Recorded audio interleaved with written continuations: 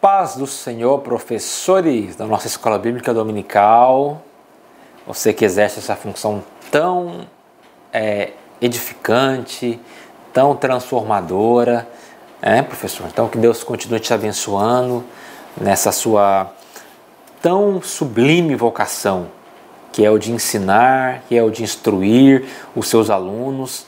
Uma coisa que é muito comum quem ensina, quem está nessa labuta, de ensinar, às vezes pode ser que em algum momento vem ali o desânimo, ali vem aquela vontade de parar, mas eu quero dizer para você, tá? Você precisa persistir, você precisa continuar firme nessa vocação tão linda, que é a vocação de ensinar, tá bom? E outra coisa que é muito importante para o professor, além dele vencer o desânimo, todo professor também precisa sempre procurar se esmerar, crescer no conhecimento, procurar ler bons livros, se aprimorar, Isso é fazer cursos, enfim, estudar, crescer. Isso é muito importante para aquele que ensina, O professor, para ensinar bem, ele precisa primeiramente aprender muito bem, Ele precisa ser, todo bom ensinador é antes um bom aprendiz, Então procure, ler bons livros, pesquisar, conhecer, para você se aprimorar cada dia mais na sua função, que é a função tão bela que é a de ensinar. E hoje nós estaremos estudando a respeito de um profeta, que é um profeta talvez um dos mais conhecidos, da Bíblia, a história bastante conhecida, até pessoas que não são crentes, que já conhecem bem a história do profeta Jonas. Então por isso a gente vai estar pegando aqui mais os princípios mais importantes, porque o conteúdo da história você, os alunos também conhecem bem. Então vamos estar vendo aqui mais os princípios que a gente deve aprender nessa lição. Então Jonas, orgulho humano versus misericórdia de Deus. Objetivo dessa lição: declarar a graça e a misericórdia divina, situar a correção como ato de amor, dizer que a mensagem da redenção é para todos. Texto áureo está no Salmo 86, versículo 5, que diz: pois tu, Senhor, és bom e pronto a perdoar, e abundante em benignidade, para com todos os que te invocam. Então, além de pregar a misericórdia de Deus aos inimigos, correndo o risco de ser morto em Nínive, Jonas desejava que Deus destruísse os ninivitas. Então, esse é um dos pontos chaves do entendimento dessa lição. Jonas não apenas não queria ir pregar para os ninivitas, mas ele desejava a morte, a destruição dos ninivitas. Tendo em vista que os ninivitas eram inimigos de Israel, tratavam com muita maldade. Então Jonas, ele queria a morte. Só faltava ele dizer, não, eu quero que os ninivitas pereçam, sejam destruídos. Então não foi apenas um ato de fuga, uma ação de fuga. Era também aquilo que estava no coração, no interior do profeta Jonas. Ou seja, Jonas nutria dentro de si um desejo de morte, de destruição em relação aos seus inimigos. Então, um contexto histórico, Então, nessa parte aqui, tenho certeza que você já ouviu, em pregação, em estudos bíblicos, que Nínive era a capital de um poderoso império que havia no passado, que era o Império Assírio. Eu também sou professor de história e eu acho muito interessante estudar um pouco desse império. Na antiguidade, então, havia assim muitos impérios, o Egito, a Babilônia, os persas, os romanos, os gregos, enfim, e cada um tinha uma particularidade, os gregos, a filosofia, os romanos, a parte jurídica, institucional, enfim, e cada império teve lá as suas particularidades, as suas características, de modo que este povo em particular, os assírios, uma das peculiaridades que eles tinham é a maldade, é a crueldade, principalmente com os prisioneiros, né? A gente sabe que hoje em dia, principalmente depois da Segunda Guerra Mundial, houve ali alguns tratados no que diz respeito a como tratar o prisioneiro de guerra.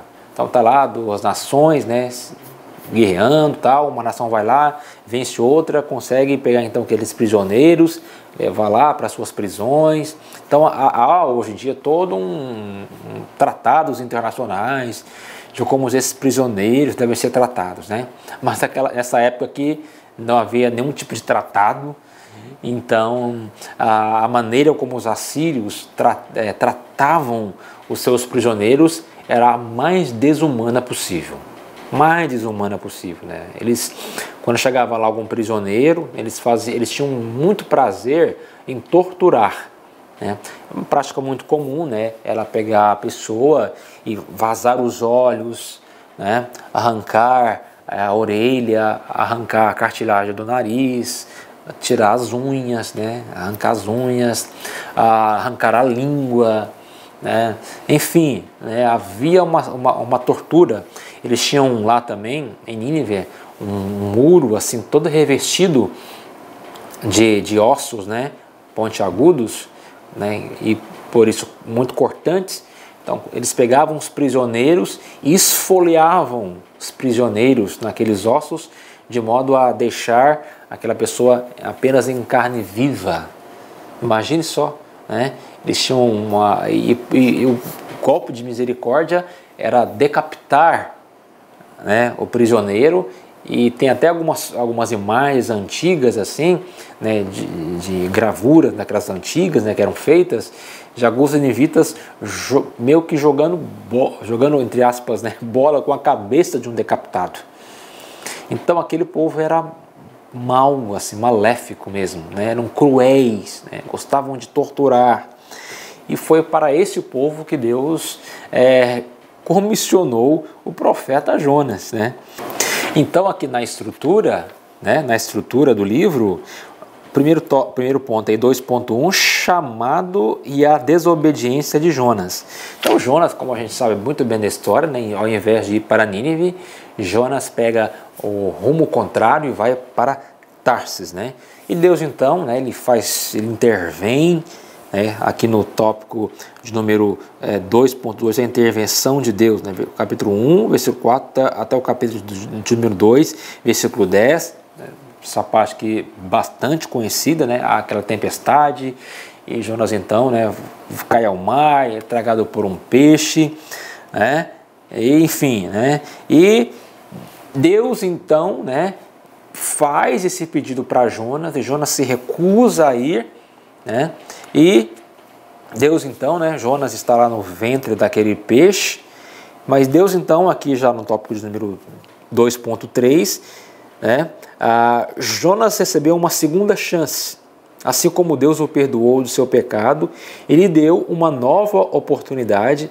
Os ninivitas também teriam direito ao perdão se eles se arrependessem, né? Então Jonas pegou o caminho de Tarsis, Jonas foi parar lá no peixe, era para ele ter morrido, né, lá, né, no alto mar, mas Deus então deu uma segunda chance, Deus deu uma oportunidade. Se Deus o quisesse, Deus poderia ter deixado Jonas à deriva, né, ao mar, ter morrido, né?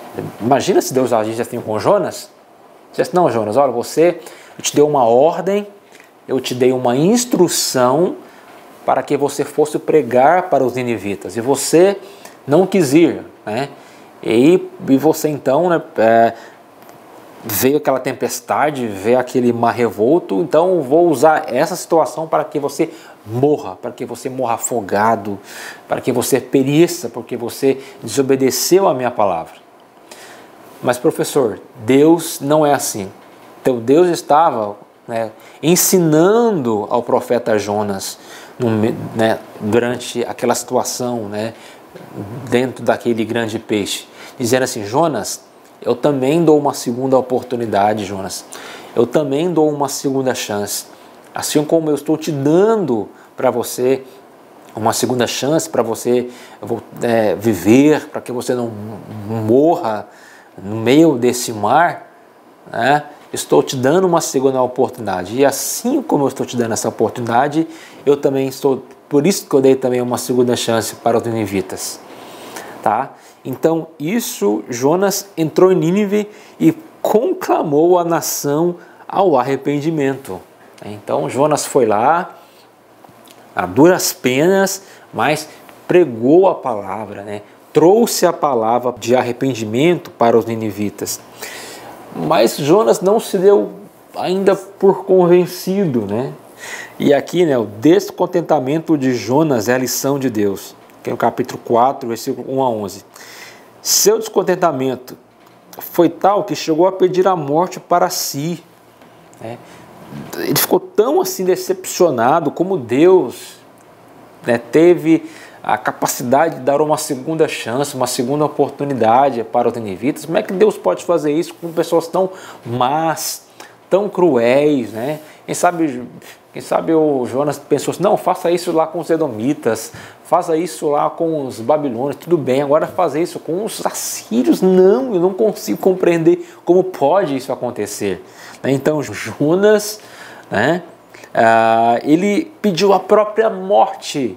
Ele quis morrer pelo fato, né, de Deus ter dado essa segunda chance, essa segunda oportunidade para os ninivitas, né? Porque ele estava tão preso nesse nacionalismo, estava olhando apenas para o seu próprio umbigo, para a sua própria nação, né, que esqueceu de perceber que Deus também tem bênção para os outros, que Deus também se importa com os outros e que quem estabelece essa relação, né, de graça e misericórdia não somos nós, somos Deus. A palavra graça, você vai relembrar com seus alunos, significa o quê? Favor imerecido. Ou seja, aquilo que a gente não merece e Deus nos dá. Inclusive existe uma diferença entre a expressão graça e misericórdia, né? A palavra graça é isso, é aquilo que a gente não merece e Deus nos dá, que foi aquilo que aconteceu com os ninivitas, né? Eles mereciam a morte mesmo, eles mereciam a destruição mesmo pela sua crueldade, mas Deus resolveu dar uma segunda chance, uma segunda oportunidade, e o nome disso é graça, é aquilo que a gente não merece e Deus nos dá, né? Mas além da graça há também a misericórdia, né? A palavra misericórdia, né, aí são junção, né, de palavras gregas, miserável, coração, né? Ou seja, a misericórdia, né, é o contrário da graça. Misericórdia é aquilo que a gente merece e Deus não nos dá. Um exemplo, a gente merecia a condenação, Deus nos deu a vida. Nós merecíamos a morte, né? Deus nos deu a vida eterna. Nós merecíamos o inferno, mas Deus nos deu o céu, né? Ou seja, então a gente vê com essa história aqui de Jonas, Deus manifestando para os ninivitas tanto a sua graça como a sua misericórdia. E qual é a mensagem do profeta Jonas, né? O desafio de levar a mensagem de misericórdia divina para uma nação inimiga era grande, mas o orgulho e as convicções religiosas de Jonas foram maiores que o sentimento de misericórdia, né? E aqui, né, professor, que você pode ter a oportunidade de estar, né, conversando com seus alunos a respeito disso, que nem sempre a gente compreende a graça de Deus, que nem sempre a gente compreende a misericórdia de Deus, para começar na nossa própria vida. Às vezes a gente, né, começa a estabelecer aquela hierarquia de valores, de modo que aquele merece, aquele não merece, olha que pessoa ruim, que pessoa má. Mas quem merece, né, receber essa extensão da graça de Deus, não somos nós que estipulamos, mas é Deus que estipula, né, o alcance da graça, o alcance da sua misericórdia. Porque se dependesse de nós, né, os humanos, os seres humanos, meu Deus, né? Às vezes a gente olha para alguém, não, aquela pessoa é tão má, aquela pessoa ela não merece, aquela pessoa ela merece o pior, ela merece a condenação, ela merece o pior de todas as coisas. Mas Deus não é assim, né? O olhar de Deus, a hierarquia de valores de Deus é diferente da nossa, né? Deus, porque Ele é um Deus de graça e é um Deus de misericórdia. E Ele manifestou isso de maneira espantosa, né? Com a nação dos assírios, né? Lá os ninivitas. E é isso que nós aprendemos com o profeta Jonas, que nem sempre a gente compreende, né, a extensão da graça e da misericórdia de Deus, tá? Então, professor, nós ficamos aqui, né, nessa videoaula, na nossa lição sobre o profeta Jonas, e que você então tenha aí uma aula, mais uma vez, abençoada, tá bom? Então, um grande abraço, que Deus te abençoe, em nome de Jesus.